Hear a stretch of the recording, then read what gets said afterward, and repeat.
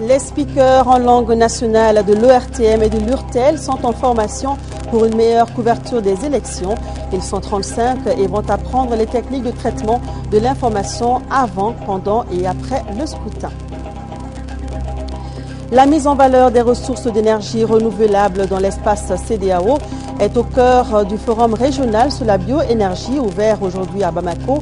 Les experts tentent de trouver un moyen pour réduire notre consommation de bois. La chronique santé du jour nous parle de la maladie hémorroïdaire, une pathologie plus connue aujourd'hui sous l'appellation hémorroïde. Comment se manifeste la maladie? Comment la traite-t-on? Les réponses dans notre dossier santé. Merci de votre fidélité à l'ORTM, lundi 19 mars. Bienvenue à ce journal. Le président de la République, Amadou Toumani Touré, a reçu cet après-midi en audience le ministre nigérian aux Affaires étrangères. Nouruddin Mohamed était porteur du message du président Goodluck Jonathan à son homologue Amadou Toumani Touré. Par ce message, le président Jonathan et le peuple nigérian réaffirment leur soutien au chef de l'État et au peuple malien face à la situation qui prévaut dans le nord du pays. Écoutons Nouruddin Mohamed, ministre nigérian aux Affaires étrangères, à sa sortie d'audience au micro de Amadou Sankari. First of all, I brought fraternal greetings. Je suis là en tant que porteur de message de salutation fraternelle du président Goodluck Jonathan du Nigeria et aussi de son engagement de solidarité envers le peuple du Mali, de sa part personnellement et aussi au nom du peuple nigérian. Nous avons eu à échanger sur les très bonnes relations qui ont toujours existé entre le Mali et le Nigeria depuis avant la colonisation de nos deux pays et en ces temps modernes en tant que pays indépendant. Évidemment, nous avons des questions relatives à la sécurité et à la paix que nous avons eu à revoir avec le président du Mali et voir dans quel domaine également nous pouvons apporter ou améliorer la coopération dans le domaine sécuritaire dans nos pays et également dans la région ouest-africaine. En plus des Nigérians, une délégation parlementaire du Togo séjourne actuellement dans notre pays. Cette délégation qui restera au Mali pendant une semaine aura plusieurs séances de travail avec les autorités maliennes. Cet après-midi, elle a été reçue en audience par le 5e vice-président de l'Assemblée nationale, l'honorable Sandi Aïdara. Juste après l'audience, la délégation a eu une séance de travail avec le comité de crise de l'Assemblée sur la situation au nord du pays. Je vous propose d'écouter l'honorable Christine Mansa Atoem au micro de Amadou Ouattara. Il s'agit d'une réunion ministérielle du Conseil de paix et de sécurité de l'Union africaine.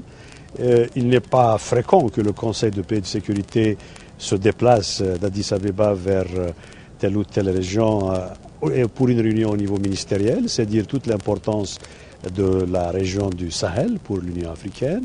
C'est une région extrêmement sensible qui se situe aujourd'hui à un carrefour où se manifeste un grand nombre de risques, de menaces à la paix et à la sécurité du continent africain.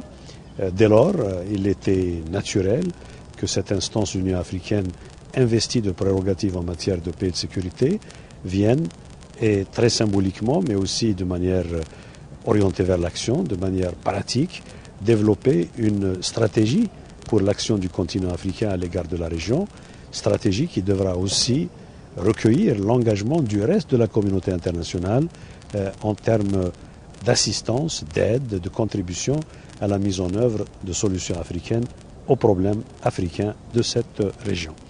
Tout naturellement, les développements internes que connaît le Mali feront également l'objet d'une attention particulière lors de cette réunion du Conseil de paix et de sécurité. Et comme vous le savez, l'Union africaine a une doctrine à l'égard de cette catégorie de conflits et de crises. Il s'agit pour nous de tout entreprendre, au Mali comme ailleurs, afin de promouvoir le respect de l'unité dans la promotion également de la diversité. Il faut parvenir à rassembler autour de la nécessité de la préservation de l'unité nationale, de l'intégrité territoriale et de la souveraineté du Mali.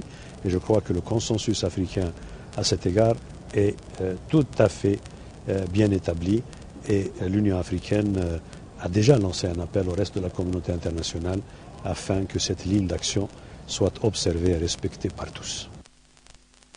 Voilà, donc à l'instant, c'était plutôt Ramalan Lamara, commissaire de l'Union africaine, qui se prononçait sur le Conseil de paix et de sécurité que va tenir l'Union africaine. À présent, nous retrouvons la délégation parlementaire du Togo qui séjourne actuellement dans notre pays. La délégation restera à Bamako pendant une semaine et aura des séances de travail avec les autorités maliennes. Cet après-midi, elle a été reçue en audience par le 5e vice-président de l'Assemblée nationale. Et juste après l'audience, la délégation a eu une séance de travail avec le comité de crise de l'Assemblée sur la situation au nord du pays. Je vous propose d'écouter l'honorable Christine Mansa Atouem. Elle est au micro de Amadou Ouattara. Nous sommes arrivés au Mali, pays frère et ami, et pas parce que le pays est en crise, mais tout pays qui met au centre de ses préoccupations les droits de l'homme ne peut que réussir. Les crises, on ne peut plus tellement les éviter en Afrique, mais il faut arriver à les prévenir et à leur trouver d'adéquates solutions. Donc nous sommes venus pour partager avec nos collègues honorables députés de l'Assemblée nationale malienne des expériences en la matière, voir quels sont les signes prémonitoires qu'ils ont pu détecter avant même que cette crise ne naisse et voir ensemble avec eux quelles sont les approches de solutions.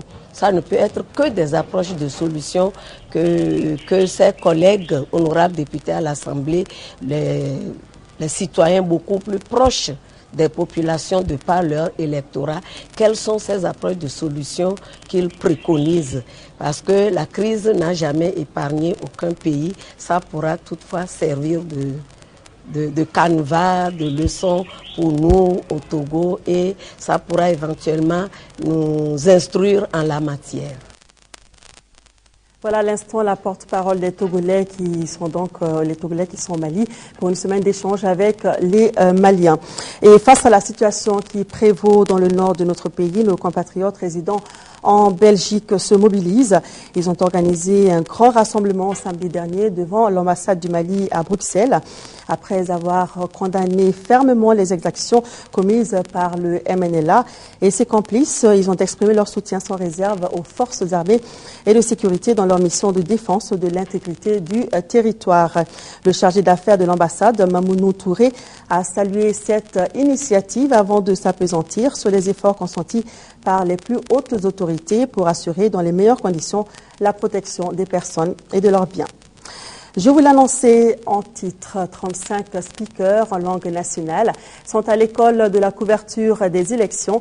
Ils viennent essentiellement de l'Office de radiodiffusion télévision du Mali ORTM et de l'Union des radios et télévisions libres URTEL. Ces speakers vont apprendre les techniques de traitement de l'information avant, pendant et après le scrutin. Cette formation qui va durer 5 jours est une initiative du ministère de la Communication. Reportage de Bourama Traoré.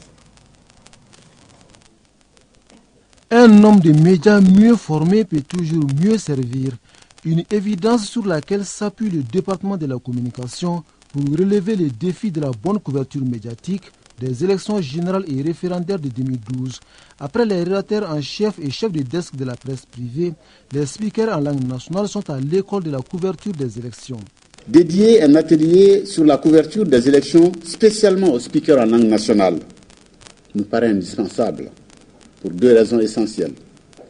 La première, c'est que les émissions, revues de presse, autres baronnies et bien d'autres, en langue nationale, sont certainement les mieux suivies par la majorité des Maliennes et des Maliens, qui sont vos auditeurs et vos auditrices, et les pénètrent plus facilement. La deuxième raison, et non la moindre, c'est que les speakers en langue nationale sont plus en contact avec les populations à la base, non seulement à travers des émissions interactives, mais aussi et surtout à travers l'animation des rencontres sociales et populaires dans les quartiers et villages. C'est dire tout simplement que les speakers sont un maillon important dans la sensibilisation et l'information des populations sur les enjeux du processus électoral. C'est pourquoi les 35 participants à l'atelier vont allier théorie et pratique pour atteindre l'objectif fixé, celui de la maîtrise des différentes techniques de couverture des élections. Ces élections, nous les voulons transparentes, nous les voulons crédibles, nous les voulons justes, mais aussi nous les voulons apaisées. Et nous devons tout mettre en œuvre pour ce faire. Je suis donc convaincu que cet atelier, notre atelier, répondra aux résultats escomptés grâce à la qualité et à la grande expérience de l'équipe des encadreurs et des conférenciers qui animeront cette session. Session qui est la suite logique d'une série d'ateliers initiés par le département de la communication. Toutes ces formations se justifient par la nécessité d'armer et d'outiller les professionnels du secteur pour une couverture crédible et neutre des prochaines consultations électorales dans notre pays. Voilà, donc les speakers sont en formation. C'est pour leur permettre donc de jouer pleinement leur rôle de premier plan, à savoir la sensibilisation et l'information des populations. À présent, l'actualité dans nos régions. En 5e, 3 membres du gouvernement ont rencontré hier, dimanche, les préfets, sous-préfets, la société civile, les élus, les chefs de services régionaux ainsi que les responsables des services de sécurité. La rencontre d'échange a porté sur les élections.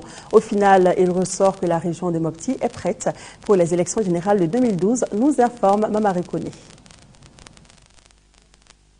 Réussir les élections présidentielles et référendaires du 29 avril prochain, cette préoccupation du gouvernement a été longuement évoquée lors de cette rencontre d'échange entre les 3 membres du gouvernement et les cadres de la région de Mopti. De l'intervention du gouverneur des régions, il ressort que toutes les dispositions sont prises pour le bon déroulement des scrutins.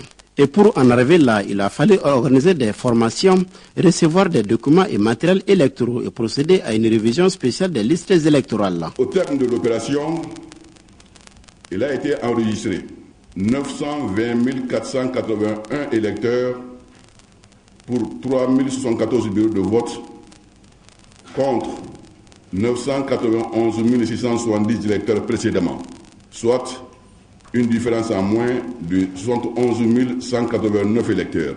15 370 agents électoraux, présidents de bureaux de vote assesseurs, seront en charge des opérations électorales dans les bureaux de vote. Pour la bonne organisation du processus électoral, le ministre de l'administration territoriale et des collectivités locales a insisté sur les missions assignées aux représentants de l'État.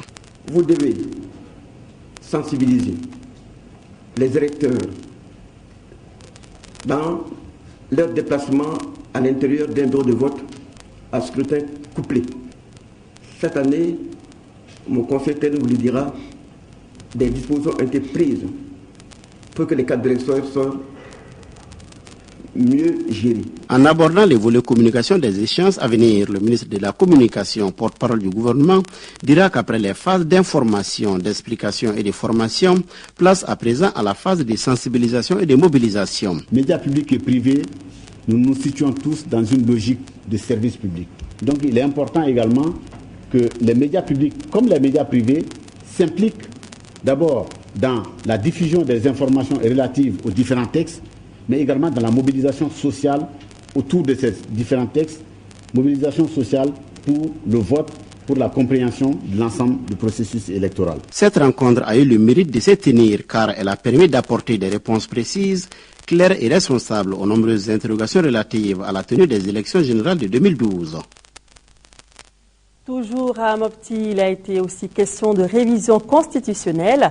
Le ministre Daba Diawara était entouré pour l'occasion de ses 2 collègues de l'administration territoriale et de la communication. Il a expliqué aux autorités, aux cadres et aux populations de Mopti le bien fondé de cette révision. Après l'échange, la région s'est engagée à voter massivement en faveur du référendum. Envoyés spéciaux Youssouf Diarra et Moussa Arimaïga. Les préparatifs du référendum et des élections vont bon train et tiennent la route en 5e région.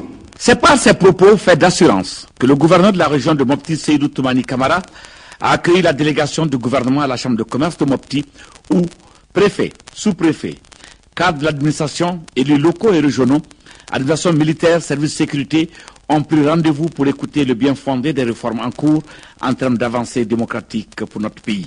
Le ministre de la Réforme de l'État, Daba Diawara, entouré à l'occasion du ministre de l'Administration territoriale des collectivités locales et du ministre de la Communication, porte-parole du gouvernement, a expliqué avec minutie, devant un auditoire acquis, le pourquoi de la révision constitutionnelle, les nécessaires et indispensables aménagements apportés au sein de l'exécutif, de la Cour constitutionnelle, la création de la Cour des comptes, du Sénat et son mode d'élection, la suppression du Haut Conseil des collectivités, les pouvoirs du président de la République, la cohabitation, avant de préciser qu'il s'agit là d'une révision constitutionnelle et non d'un changement de constitution.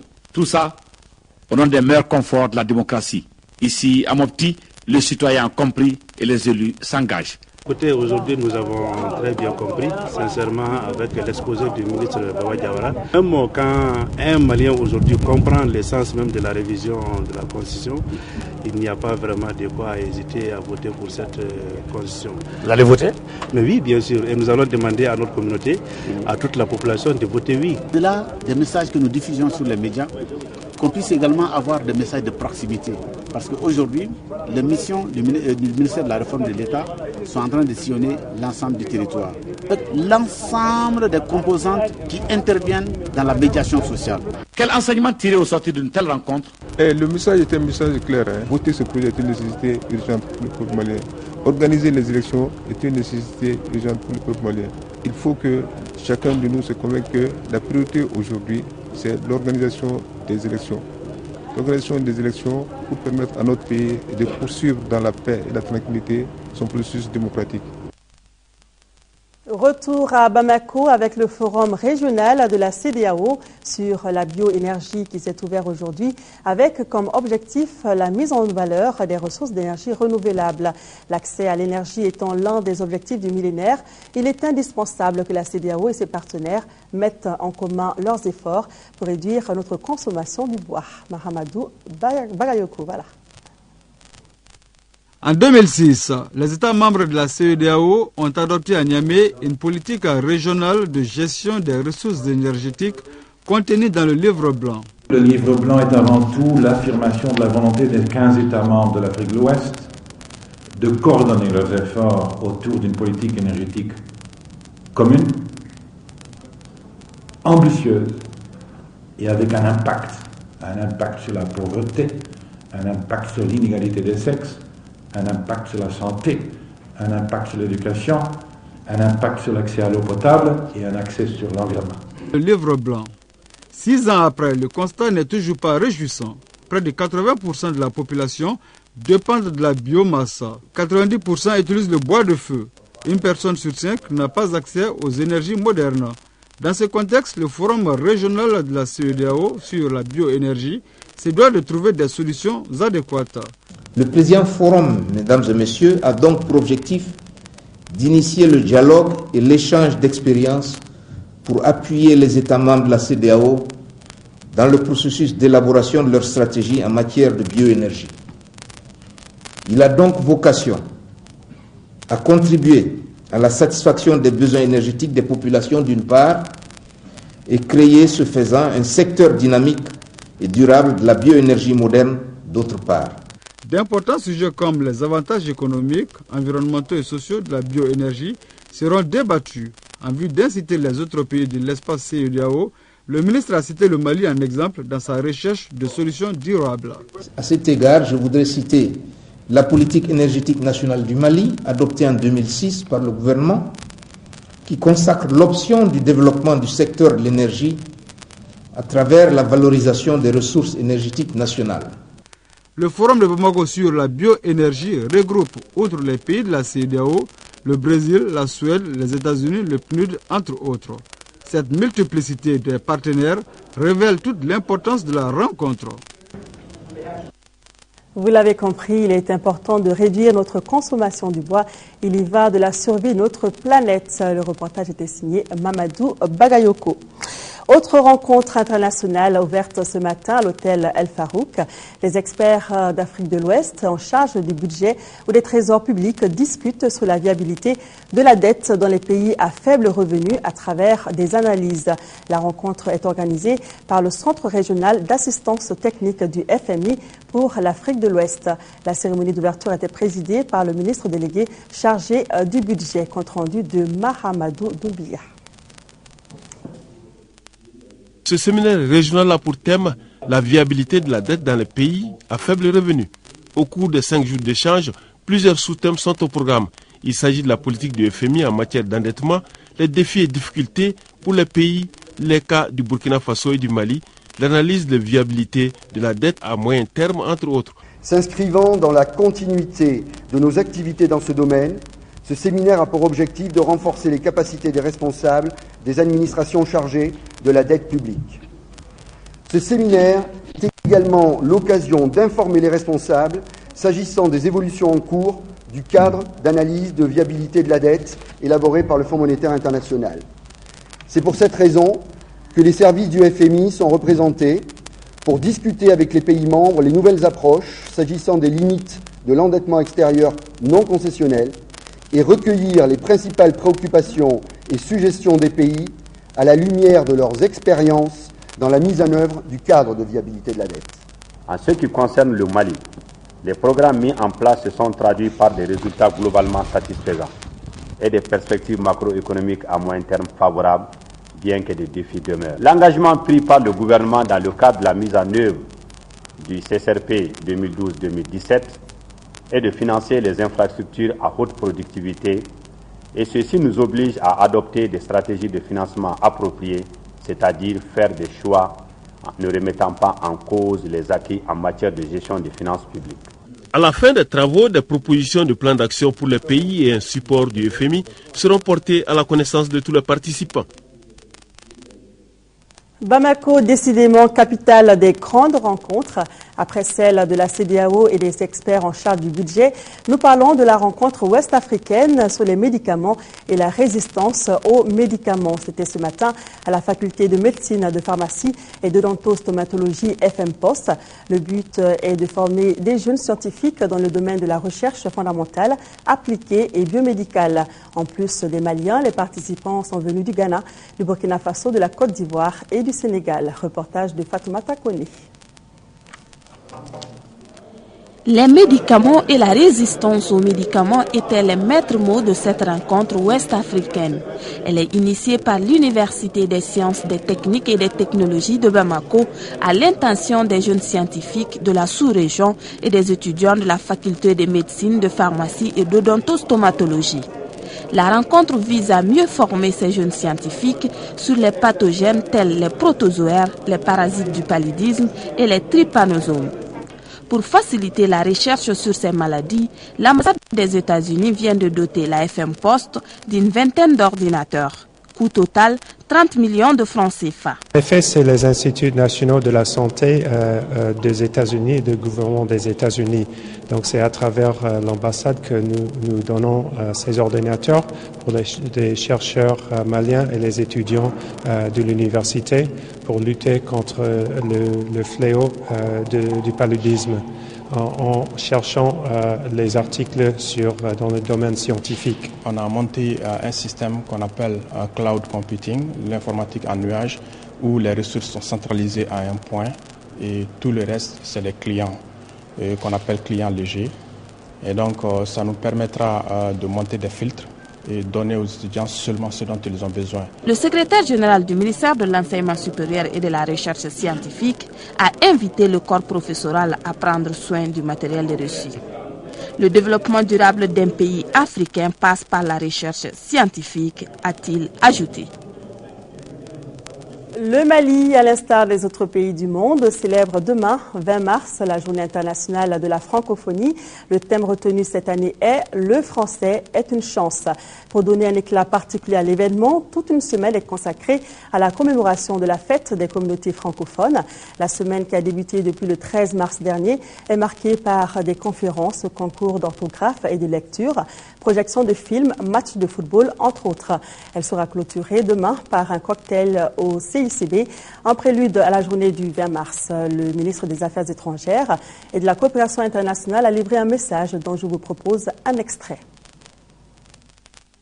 Le thème de cette année, le français est une chance, est porteur car il s'inscrit dans la perspective du Forum mondial de la langue française organisé par l'OIF avec le gouvernement du Québec du 2 au 6 juillet 2012 et sera une occasion extraordinaire pour faire le point sur l'avenir du français dans le monde et témoigner de sa vitalité et de sa modernité. Il est aussi révélateur du nombre croissant de locuteurs de la langue française et du besoin à sauvegarder cette langue qui est un pont entre les diverses cultures ayant le français en partage. Est-il besoin de rappeler que quelques 200 millions de personnes communiquent en français dans le monde? L'Organisation internationale de la francophonie constitue de nos jours un cadre idéal de dialogue politique et un instrument indispensable pour la promotion des valeurs cordiales d'humanisme, de tolérance et de solidarité. Au plan national, le Mali a accordé une place de choix à l'enseignement du français, tout en initiant une politique de promotion des langues nationales et des langues africaines. À cet effet, il est heureux de constater que l'Académie des langues africaines à Calan, dont le siège se trouve à Bamako, se révèle comme un outil majeur de développement et de compréhension mutuelle, susceptible de contribuer à la construction et à la consolidation de la paix et à la renaissance africaine. Les propos de Soumeilou Boubei Maïga ont été recueillis par Sokona Kamisoko. L'intégralité à suivre après ce journal. Dans la même lancée, nous vous proposons un extrait de la déclaration du secrétaire général de la francophonie, Abdou Diouf, à l'occasion donc de la journée internationale de la francophonie qui sera célébrée demain mardi. Nous l'écoutons. Le français est une chance pour nous toutes et nous tous qui avons choisi de nous rassembler au sein de la francophonie. Le français, c'est en effet cette chance insigne qui nous est offerte de pouvoir entrer en contact par-delà les frontières et les océans, non pas seulement pour communiquer entre nous avec l'assurance de nous comprendre, mais aussi et surtout pour agir solidairement, pour réfléchir ensemble aux défis du présent et du futur, pour partager nos craintes, nos espoirs et nos ambitions, dans la détresse comme dans l'allégresse. C'est la chance de pouvoir expérimenter concrètement à travers la littérature, la chanson, les arts vivants, ce que la diversité des expressions culturelles a de stimulant, d'enrichissant, de fécondant. C'est la chance de pouvoir former des réseaux performants, d'universitaires, de chercheurs, d'experts, de professionnels, de maires, de parlementaires, pour que le dialogue et la coopération au service du développement durable ne relèvent plus de la décision des seuls États, mais de l'engagement militant des peuples, de la société civile, des citoyens. C'est la chance de pouvoir confronter nos expériences et de mutualiser nos expertises pour que prospère l'état de droit, pour que s'enracine la culture de la démocratie et les droits de l'homme, pour que progresse la paix, tant au sein des nations que dans les relations entre États. Le message du secrétaire général de la francophonie, Abdou Diouf, à suivre aussi en intégralité après ce journal. Nous rappelons qu'ici à Bamako, la cérémonie de célébration de cette journée de la francophonie aura lieu au CICB demain, 20 mars, à partir de 16h. Le Mali et les États-Unis se donnent la main pour améliorer le système éducatif au Mali. Selon une enquête menée par l'USAID, moins de 50% des élèves maliens du second cycle de l'enseignement fondamental savent lire correctement. C'est pourquoi un nouveau projet intitulé Éducation fondamentale second cycle, lire pour apprendre, vient de voir le jour. D'une durée de 4 ans, ce projet va coûter 10 milliards de francs CFA, financé par l'USAID. Il concerne 240 000 écoles des régions de Koulikoro, Kaye, Sikasso, Ségou et Mopti. Reportage de Mohamed Diarra. Une nation qui lit est une nation qui gagne, dit un penseur. Et le goût pour la lecture se cultive à l'école. Cependant, il est d'une autorité publique que la problématique de la lecture à l'école est et demeure le talon d'Achille du système éducatif malien. Ce problème est encore plus accentué au niveau du second cycle fondamental. Or, ce niveau d'enseignement est le trait d'union entre le premier cycle et l'enseignement secondaire général. Selon une enquête menée par l'USAID, moins de 50% des élèves au niveau du second cycle de l'enseignement fondamental au Mali savent lire correctement. Un élève de 16e année ne lit correctement en moyenne que 25 mots à la minute, ce qui est très peu. De même, les tests de compréhension ont révélé des faibles scores au même niveau. Le projet éducation fondamentale second cycle lire pour apprendre s'annonce donc comme une lueur d'espoir pour l'amélioration du système éducatif malien.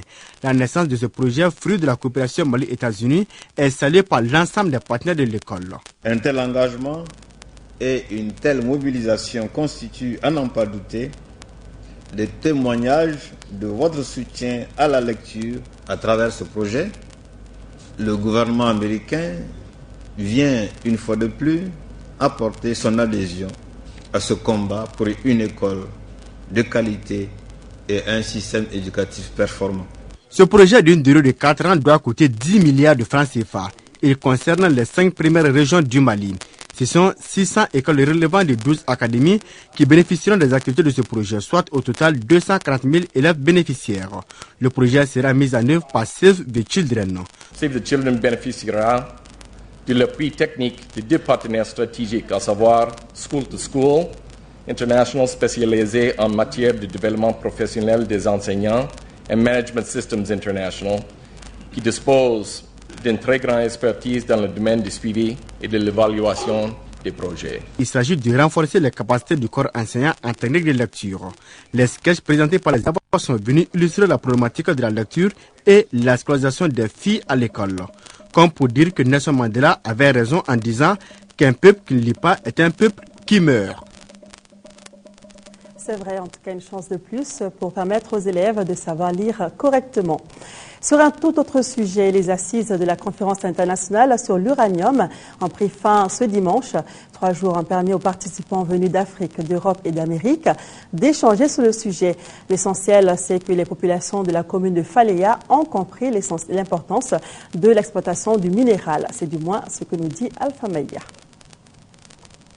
Cette conférence de presse clôture les 3 jours de travaux du symposium international sur l'uranium dans notre pays. L'objectif est d'édifier les hommes de médias sur les conclusions du forum. La conférence a permis justement d'avoir beaucoup d'informations qui ont été utiles, jugées utiles par nos communautés et nos élus.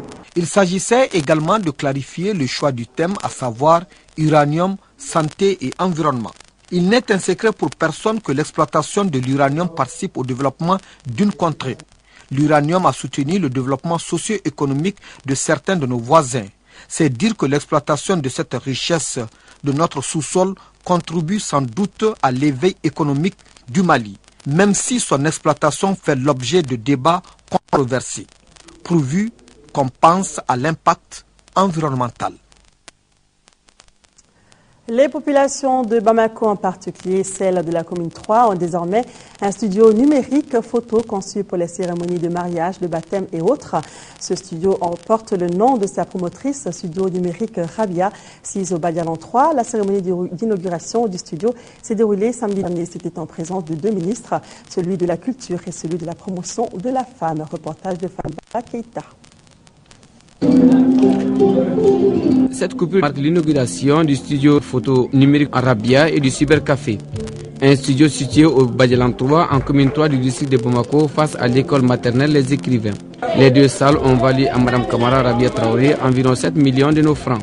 Une ambition longtemps qui, depuis sa tendre enfance, ne rêvait que d'être photographe professionnel. Pour moi, il fallait accepter d'apprendre auprès des autres, de faire preuve de professionnalisme et d'entretenir les meilleures relations avec ceux qui m'ont convié de leurs travaux. Cette œuvre qui contribue à la promotion de la culture malienne ne pouvait laisser indifférent le premier responsable du département. Le message qu'elle a lancé aujourd'hui est très important à retenir.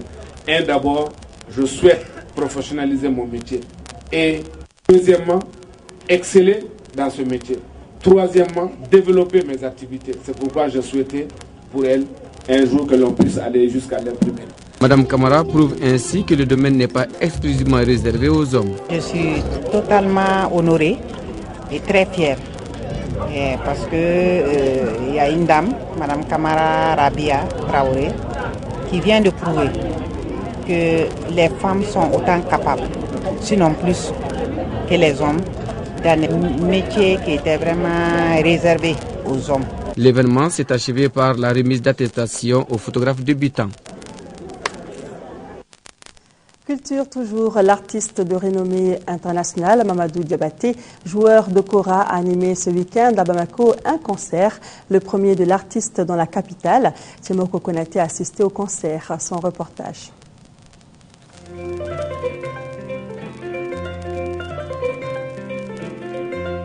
La musique se définit comme l'art de combiner les sons d'une manière agréable à l'oreille et les réconcilier cependant l'homme avec son humeur.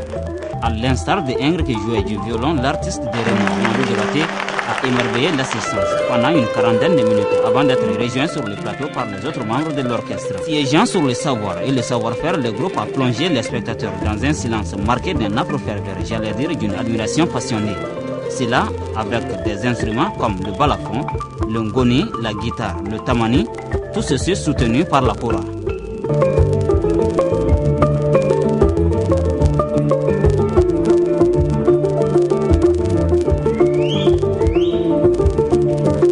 L'artiste qui a à son actif 5 albums fait aujourd'hui la fierté de la musique malienne sur la scène internationale. J'aime tous les styles. Il y a 2 qui est solo, il y a 3 qui est le groupe. Bon, je montre aussi les différents instruments, les valeurs des différents instruments, comme tels que le ngoni, le balafon, et les percussions et les basses. Ce premier concert de Mamadou Diabaté à Bamako a été apprécié par les spectateurs. J'ai passé une merveilleuse soirée. Aussi bien d'ailleurs les 2 parties, la partie en solo et puis la partie avec l'orchestre, ça se complétait très bien. Moi j'admire beaucoup l'agilité, j'ai passé mon temps à regarder les doigts de Mamadou. Vraiment ça a été formidable, je suis très émue vraiment. C'est une très belle soirée musicale, c'est encore mieux d'écouter Mamadou Diabaté en live que sur CD. Je le dis parce que j'écoute son CD dans ma voiture, mais là en live je suis complètement séduite, je ne sais pas quoi dire. C'est la première fois que je le vois. Et vraiment c'est un maître de son art. Et il joue merveilleusement bien. Ah oui. Il a les doigtiers vraiment on peut pas expliquer quoi.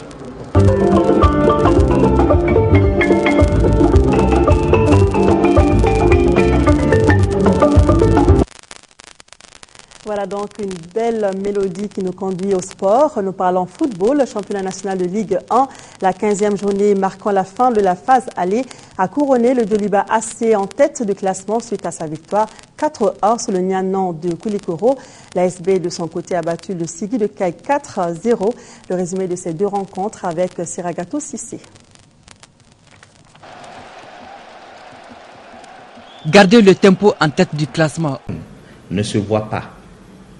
Il faut pratiquer un examen anoscopique pour pouvoir aller les chercher parce que c'est des dilatations vasculaires qui sont intracanalaires à l'intérieur du canal anal. La prise en charge de la maladie hémorroïdaire dépend de sa localisation, mais elle commence par la régularisation du transit et peut aller jusqu'à l'intervention chirurgicale ou la ligature des vaisseaux sanguins malades, une pratique à laquelle certains tradithérapeutes se livrent avec tous les risques pour leurs patients. Le problème, c'est que les tradithérapeutes, ne maîtrisant pas l'anatomie du canal anal, vont souvent faire des ligatures au niveau des zones qui assurent la continence chez l'individu. Donc, le fait de pouvoir se contenir et ne pas émettre les selles de façon involontaire. Et malheureusement, les tradithérapeutes font de la ligature au niveau du sphincter externe de l'anus qui joue un rôle de contention volontaire. C'est pour ça malheureusement nous rencontrons beaucoup de patients qui sont à des stades d'incontinence. Ils ne peuvent pas retenir leurs selles. Pas de statistiques sur la prévalence de cette maladie au Mali, mais on estime que dans le monde, 20 à 86% des personnes ont la maladie hémorroïdaire et dans 30% des cas de grossesse, les femmes développent la maladie qui est rare chez l'enfant.